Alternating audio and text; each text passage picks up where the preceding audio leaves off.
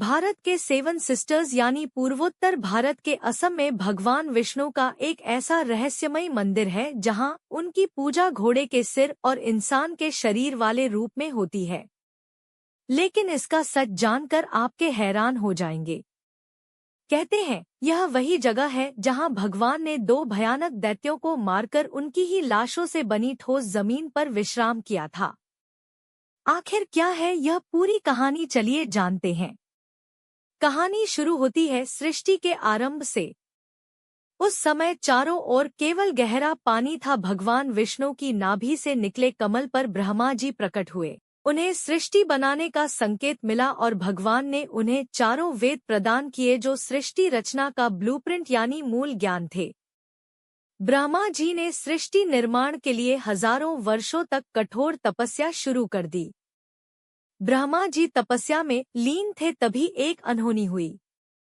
भगवान विष्णु के कानों के मैल से दो भयानक असुरों का जन्म हुआ। मधु और कैटब हजारों साल तक पानी में रहने के बाद जब उन्हें भूख लगी तो उनकी नजर ब्रह्मा जी पर पड़ी। उन्होंने ब्रह्मा जी पर हमला किया, उनसे पवित्र वेद छीन लिए और उस अथाह समुद्र की गहराइयों में जाकर छिप गए। वेदों के बिना ब्रह्मा जी लाचार हो गए और सृष्टि का काम रुक गया। ब्रह्मा जी घबराकर विष्णु जी की शरण में गए, लेकिन समस्या बहुत बड़ी थी। मधु और कैटब ने तपस्या करके देवी महाशक्ति से इच्छा मृत्यु का वरदान पा लिया था, यानी वे अपनी मर्जी के बिना मर नहीं सकते थे। तब वेदों को वापस लाने के लिए विष्णु जी ने हयग्रीव अवतार लिया। उन्होंने घोड़े का सिर इसलिए चुना ताकि उसकी तीक्ष्ण बुद्धि और सूंघने की शक्ति से वे समुद्र के उस घने अंधेरे में भी वेदों को खोज भगवान हयग्रीव पानी के भीतर गए और असुरों से हजारों साल तक युद्ध किया, लेकिन वरदान के कारण वे मर ही नहीं रहे थे।